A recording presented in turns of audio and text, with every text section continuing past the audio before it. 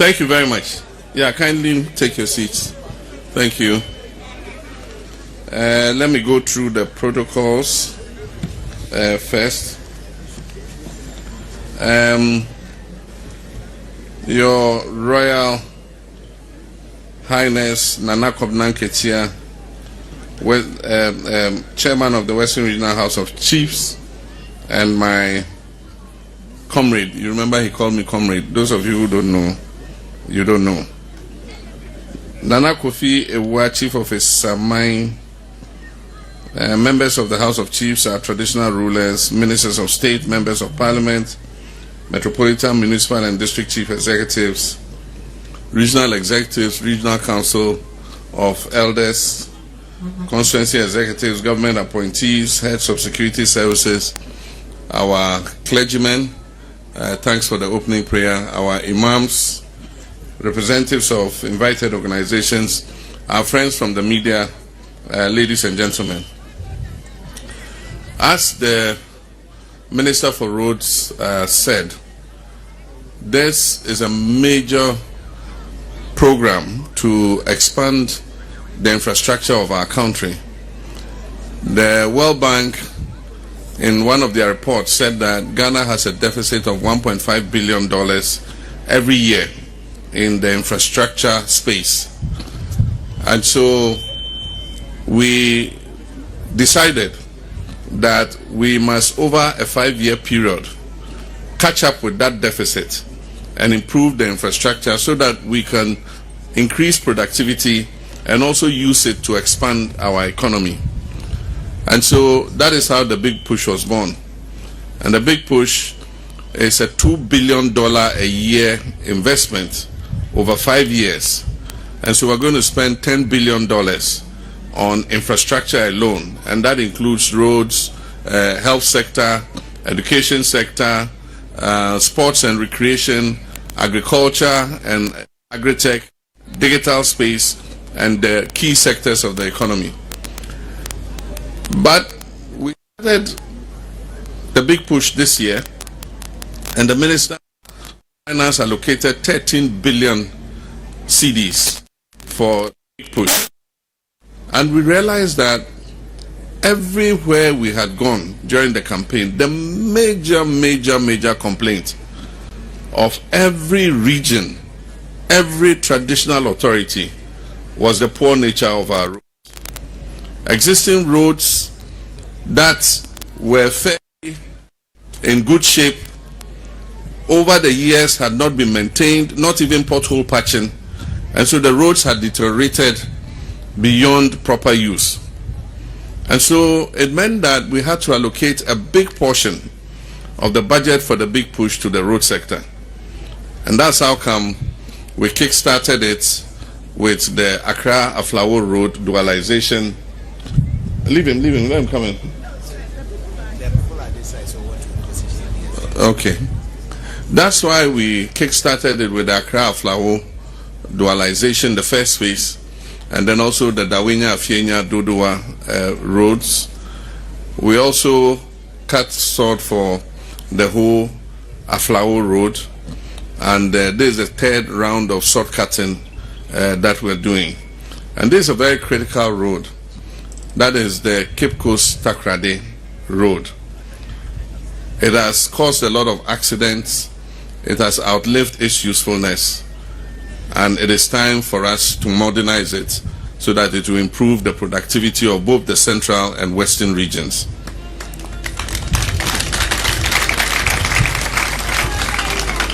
So this is going to be a modern dual carriageway instead of the single passage, and there are going to be interchanges so that we create traffic separation, so that the congestion that we see on this road will be a thing of the past.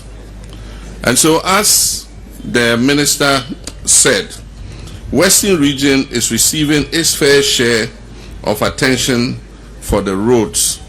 And just for the records, I'll give you some of the roads that we are working on in the Western region, just for the records. And the first one is what we're going to cut short for, which is the dualization of the Cape Coast Takoradi Road. Then we are also working on the Takoradi Agona rehabilitation and dualization of Takoradi to Agona Junction Road. Then we also have the construction of the Enchi Elubo Road. Then we have bitumen surfacing of Asankragwa Agona Memphis Sefi Bekwai Road. Then we have bitumen surfacing of Asankragwa Fojokrom Phase 1 Road. Then we have bitumen surfacing of gravel yard to Basikese Santasu Road. Then we have reconstruction of Atebabu Senterso Mumuni Junction Road. Then rehabilitation of Esiama Teleku Bukazo and Himbeng Junction Road. And rehabilitation of Teleku Bukazo and Yenase Road. These are all roads that are captured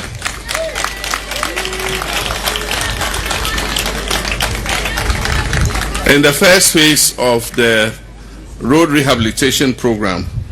And the total cost of these roads comes to almost 7 billion cedis. And so I want to assure you that Western Region will get its fair share of the investment that we're doing in roads and in other infrastructure that we'll build under the big push. Now, I just want to also point out, we cannot invest so much money in improving our road network only for transporters to overload their trucks and destroy the roads in 3 to 5 years. We've seen new roads that are built, and once these trucks that are overloaded pass on them, within 3 to 5 years the road is finished. Recently, Burkina Faso have implemented a new weight regulation, and so your trailer must not be longer than a certain length, it must not be wider than a certain length. And do you know what is happening? Trucks load from Takoradi and from Tema and overload. When they get to Burkina Faso border, they cannot enter because of the regulation the Burkinabes have introduced. So they bring 3 trucks from Burkina Faso and offload 1 truck into 3 trucks before they can enter Burkina Faso. There are trucks in this country that load 120 tons when the maximum load is supposed to be 50 tons. There is no road you can construct that will stand 20 tons per truck. And so I've told the roads minister, and it's going to be announced firmly in the budget, we'll consult the drivers union, the transporters. We must implement weight restrictions so that the roads that we build can last.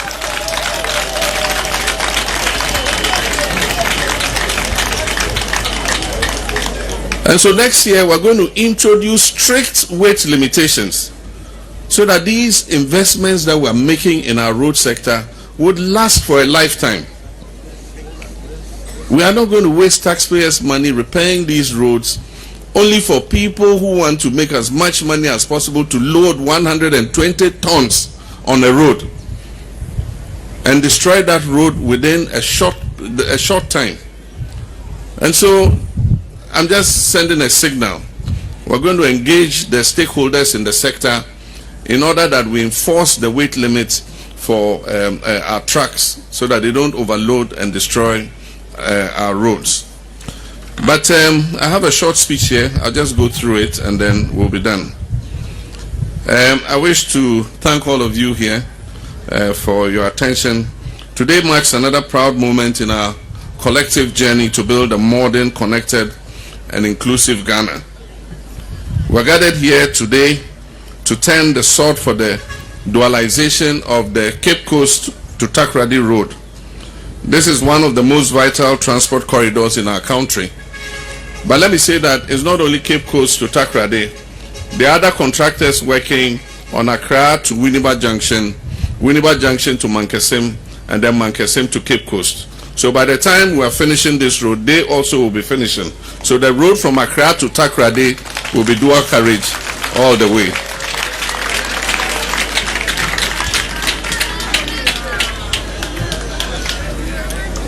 This project is more than a road. It is a declaration of our shared resolve to rebuild Ghana's infrastructure as a foundation for jobs, for competitiveness, and for national unity and cohesion. It embodies the spirit of the Big Push infrastructure program and the 24-hour economy policy. And both are designed to modernize our transport systems, expand industrial access, and make Ghana work again efficiently around the clock. The Cape Coast Takoradi Road forms part of the national routes, which is popularly referred to as N1, and the Trans-West African Highway linking Accra to Takoradi, Ghana's major industrial and port city. It carries more than 90% of freight and passenger movement to the western region, and it connects our mining, oil, agriculture, and tourism economies. It also links communities whose livelihoods depend on daily mobility, and these are traders, students, farmers, fishermen, and workers who spend countless hours in traffic every day because of congestion. The current single carriageway has long outlived its design life. It has become congested, it has become accident prone and inefficient, leading to the loss of lives and productivity. This must change, and today we're making that change irreversible.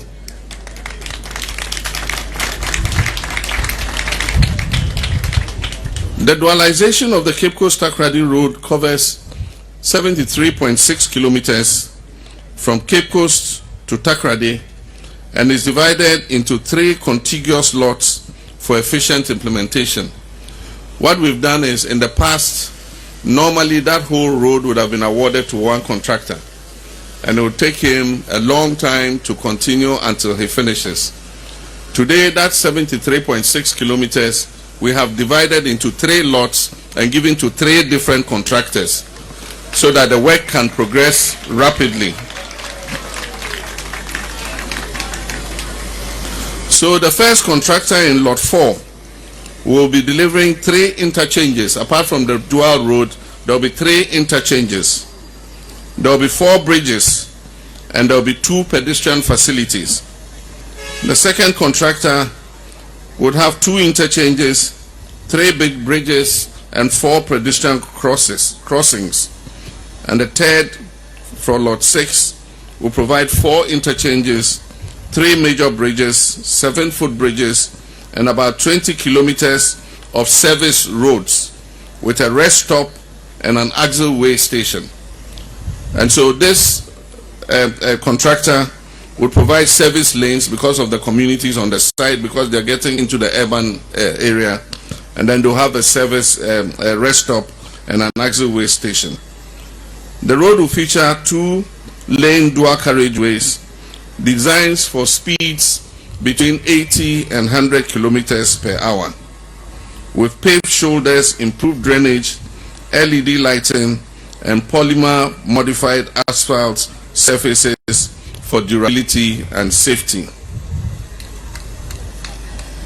Each of these lots, the 3 lots, is expected to be completed within 24 months. But my understanding from the contractors is they can finish faster than 24 months.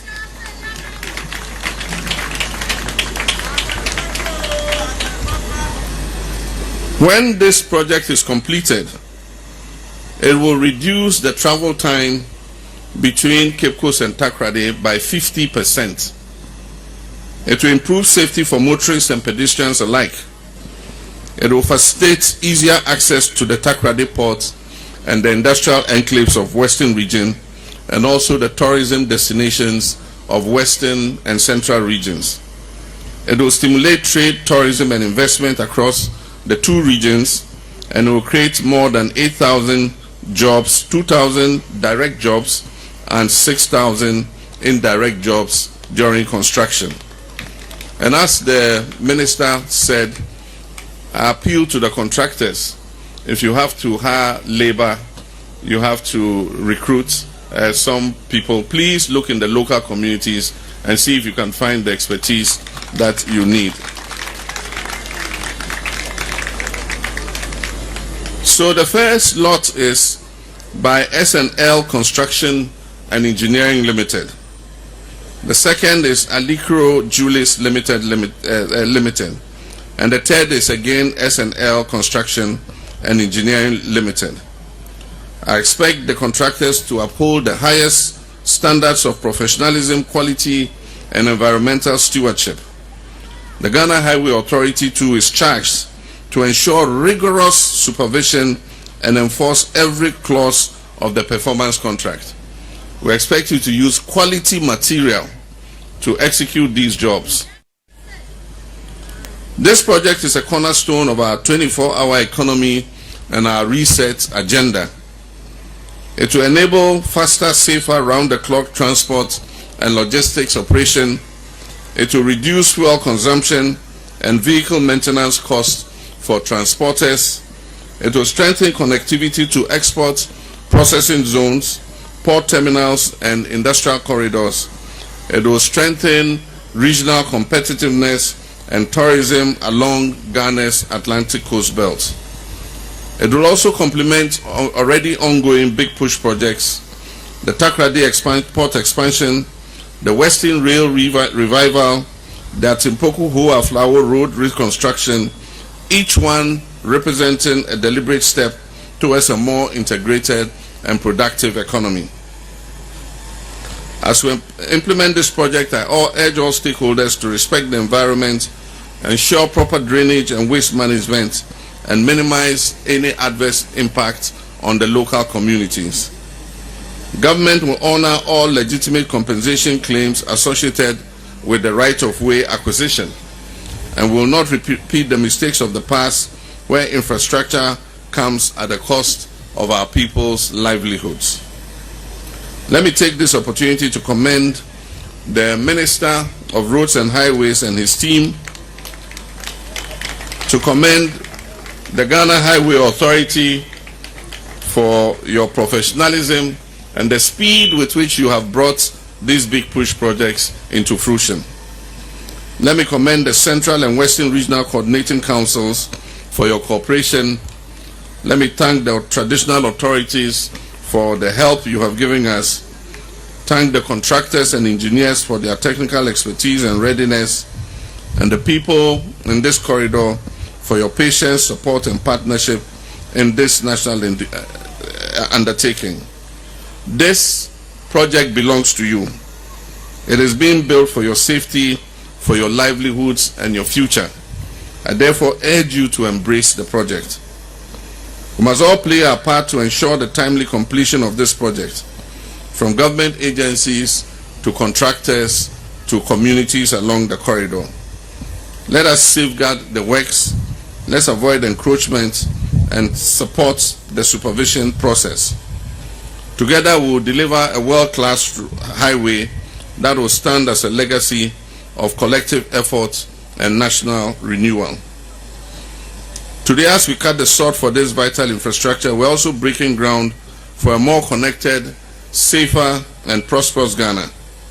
This road is a bridge not only between Cape Coast and Takoradi, but between our aspirations and our achievements, between promise and progress. Let this project remind us that development is not an abstract concept. It is the daily improvement of people's lives, kilometer by kilometer, community by community. May this road carry the hopes of traders, the dreams of students, the labor of farmers, and the vision of a country determined to rise again. It is my prayer that the next time we meet here, it will be not to cut sword, it will be to commission the Cape Coast Takoradi Dual Carriageway. And so, with faith in God and confidence in our people, I now declare the Cape Coast Takoradi Dualisation project duly launched. I thank you. May God bless our homeland, Ghana.